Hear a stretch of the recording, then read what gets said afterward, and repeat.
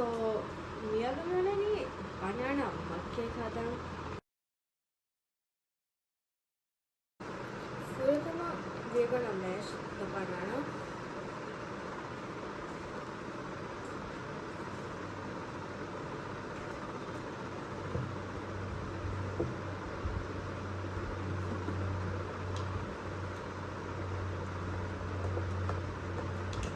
Now we're gonna add salt,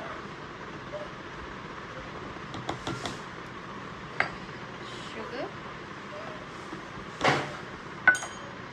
oil,